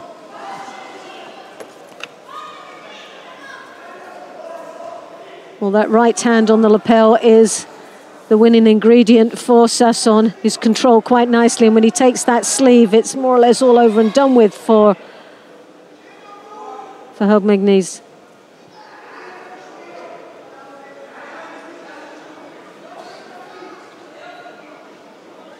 So 11 seconds remaining. Sasson takes the second Judo, but with only seconds remaining, I don't think it'll make much of a difference unless he does something very silly right now. Sasson takes the bronze medal.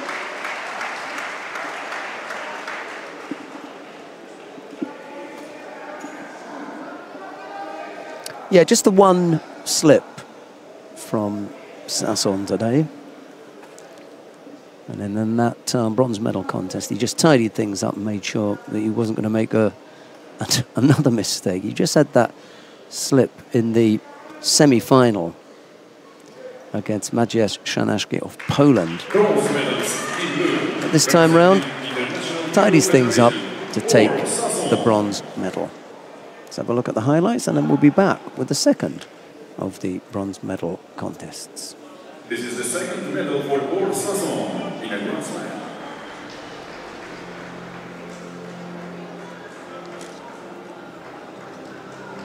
You can see the highlights of this bronze medal contest on the screen.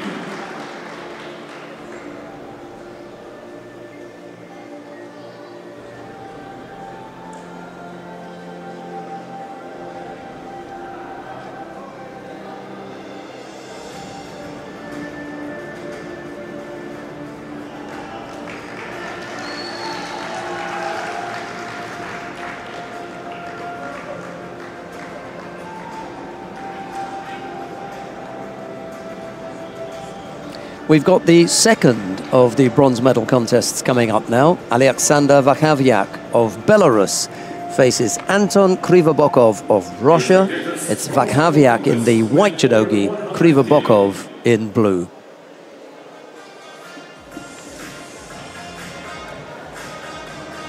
And there you have the gentlemen in front of us here. Never fought each other, 29 to 24 years of age.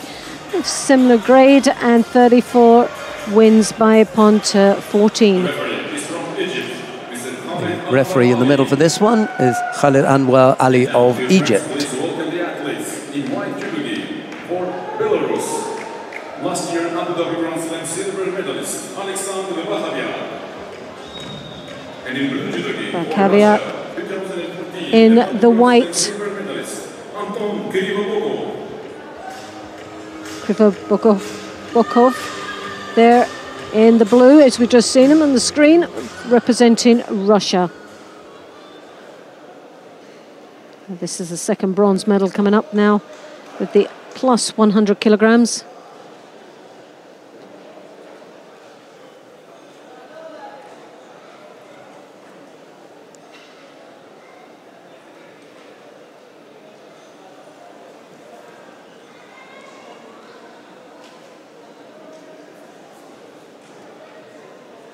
Well, Krivobokov, one of the heaviest in this weight category.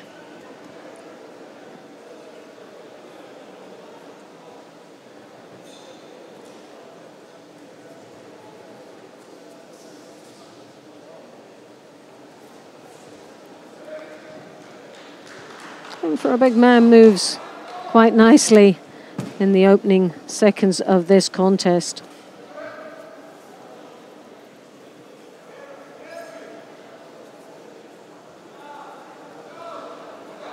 Makikomi as he rotates, scoring a Wazari there.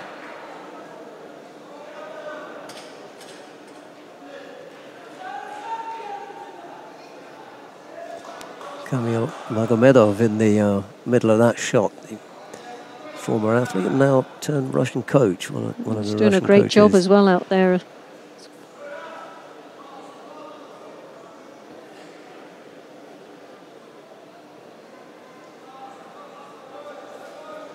Well, he's definitely a coach that you would listen to, isn't it? I wouldn't want to argue with him anyway.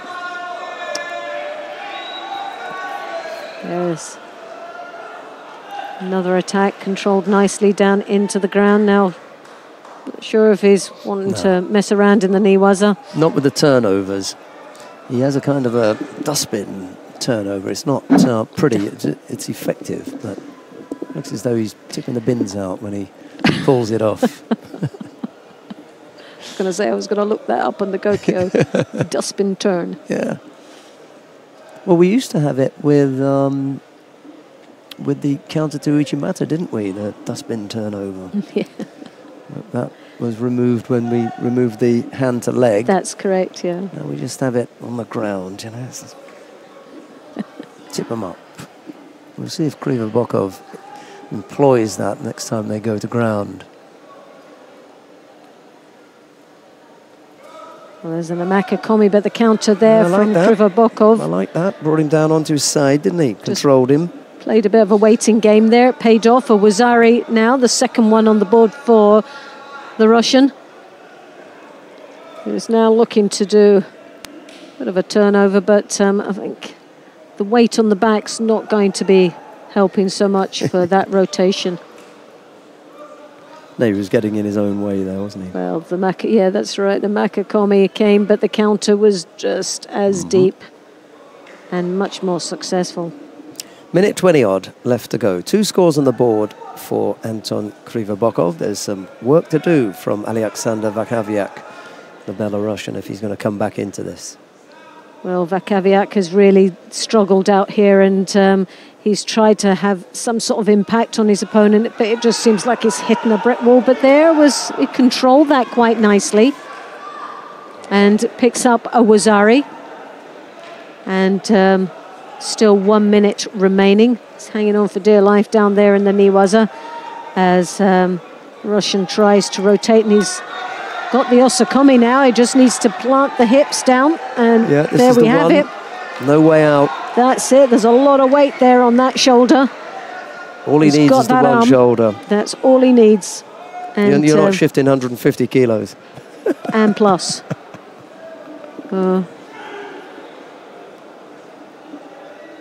Well, you can just see there by the body language of his opponent, he's not going anywhere, and the bronze medal goes home to Russia this time. Krivobokov takes that bronze, scoring the Ippon with the Osakomi, but also 2 Wazaris under the belt.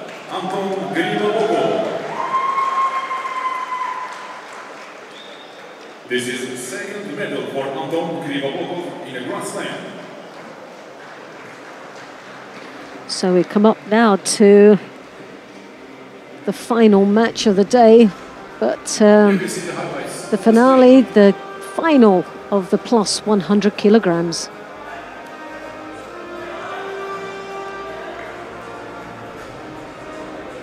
And there's some of the highlights of that bronze medal.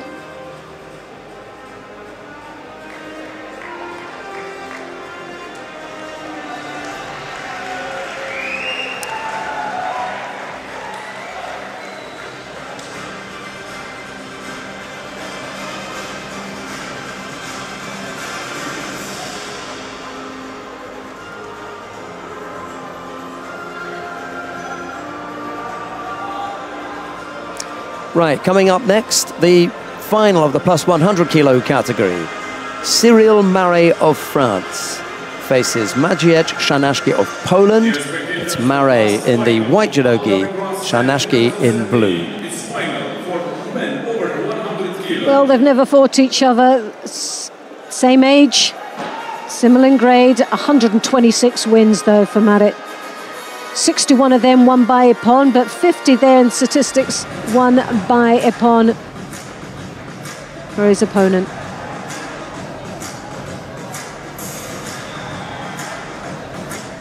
The referee is from Georgia.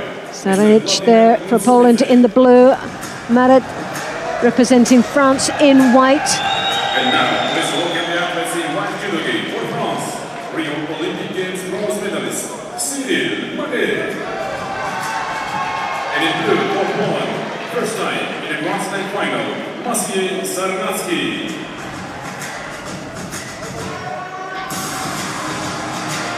Well, I wonder if Marais can have, not the day of his life, but a pretty good one anyway. Well, he's already in that final, which has He's battled his way with the Koso to Gary there. Sanarik there of Poland, straight out for the attack. With a Wazari now, just in the opening 20 seconds of this contest. Well, that's a great start.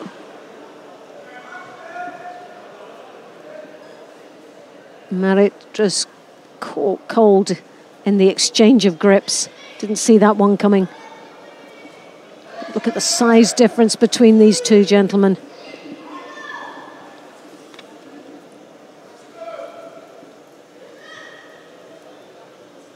In fact, 15 kilos of a difference, but it's almost a head taller than his opponent. He turns his back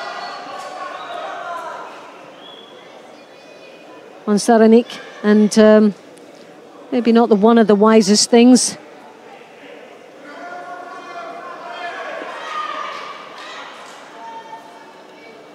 Well, for Marit, he's really got to first get hold of his opponent and start moving the big man. I think staying focused and looking at him rather than turning his back is most probably the safest option at this particular moment. There he comes in with the big harai. Straight into the Osakomi. Well, this is his Christmas come early.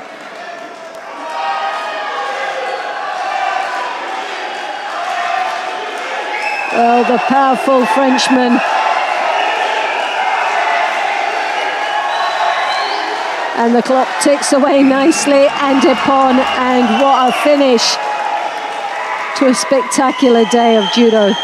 Marit takes the gold for France and the title of the Abu Dhabi Grand Slam 2017. Didn't see that one coming. Well, I didn't think if he was going to win that he would be able to turn his back like that, to be honest. He's a big lad, Saranik. Very strong with it, but some lovely moments there, as you can see them both celebrating their successes. Although one loses, but they still gain a medal of the silver.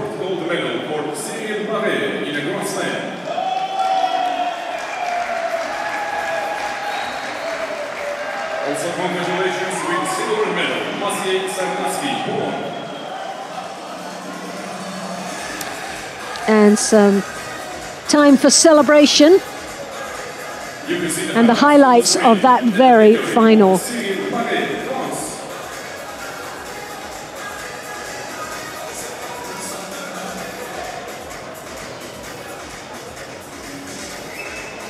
As you can see, turns, steps across.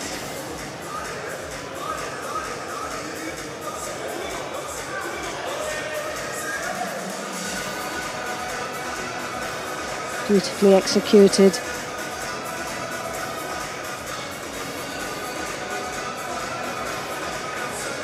Harai, over he goes, controls nicely, finishes with the Osakomi, and he's not getting out of that.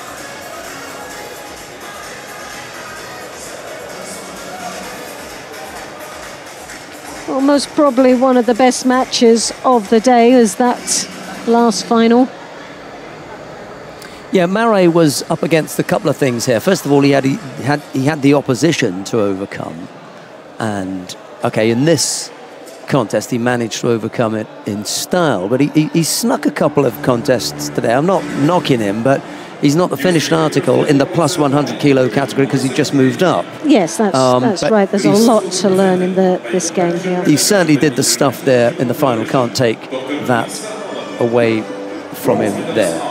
Right, let's have a look at the awarding ceremony for the women in the plus 78 kilo category. And the medals are being presented there by the International Judo Federation competition manager, Dr. Lisa Allen.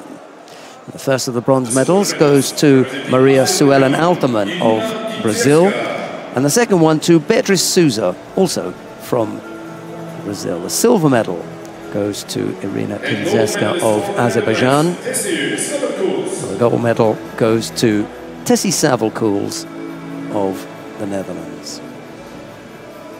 The prize money and flowers will be presented by Manager of Government Relations of the Al Qudra Holding, Mr. Sultan Saif Al-Ali.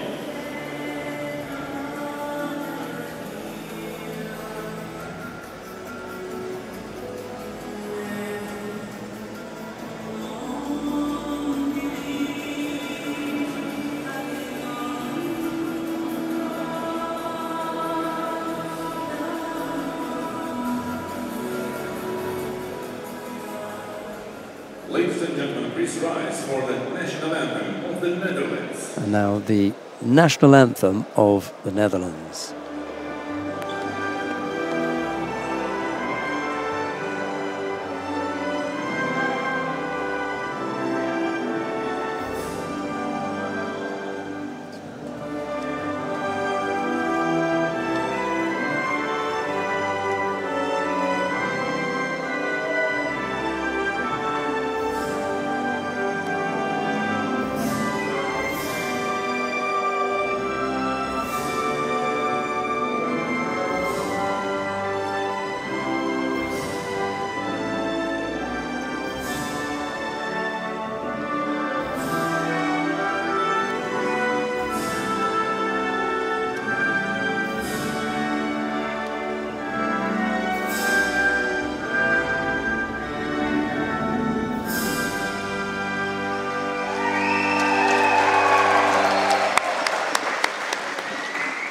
Thank you very much.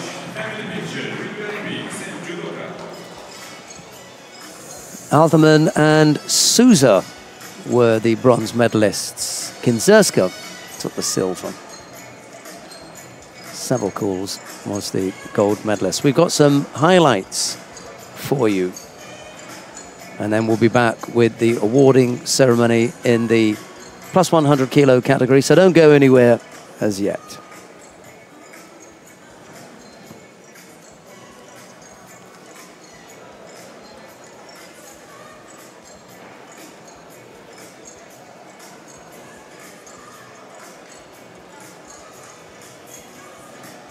Dear spectators, please stay with us. We're waiting for the last awarding ceremony for men over 100 kilo.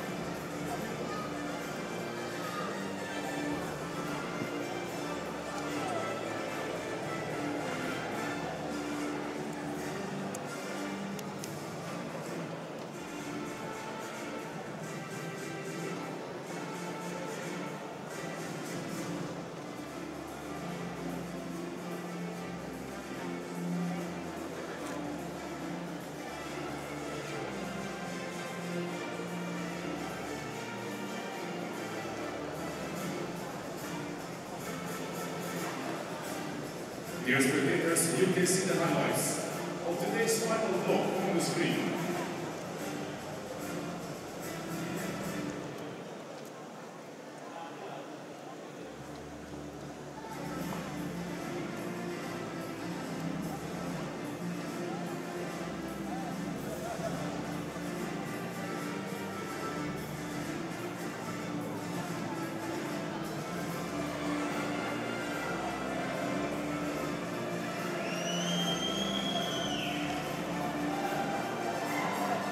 Do is get a picture of you, myself and Mark.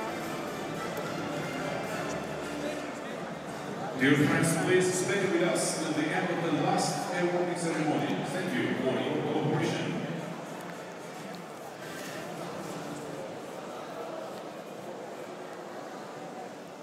Dear friends, the last awarding ceremony for men over 100 kilo.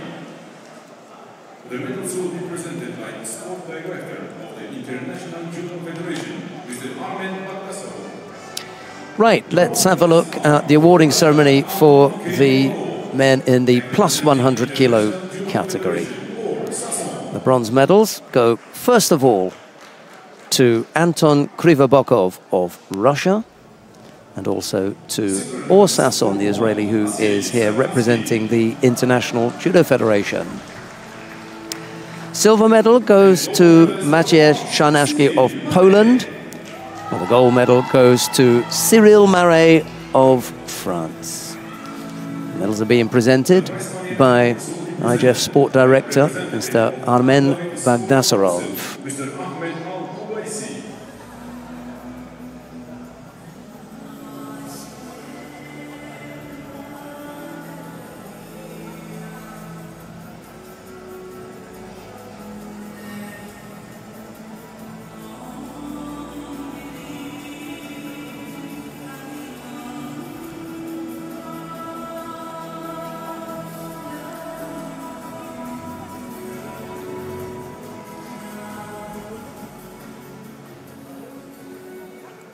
Ladies and gentlemen, please rise for the national anthem of France. And now the national anthem of France.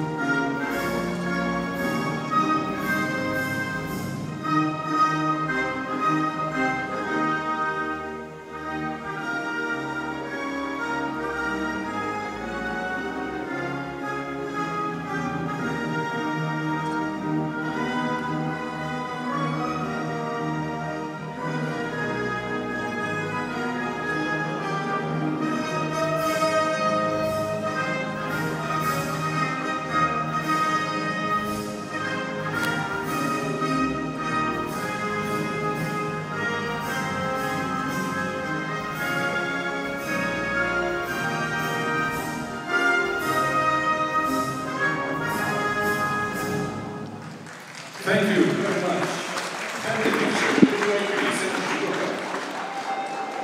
Krivobokov and Sasson were the gold medalists. Sorry, the bronze medalist. You only get one gold.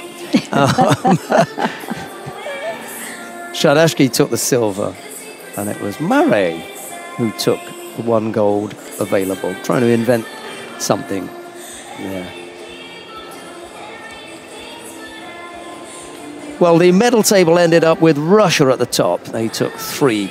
The Netherlands took 2 gold medals, as did Mongolia. And then there were gold medals too for Great Britain, Belgium, 1 for the IJF, Spain, Italy, France, and Sweden. We were delighted to be able to bring you this broadcast from Abu Dhabi. But from Loretta Cusack-Doyle and myself, it's bye-bye for now. Bye-bye.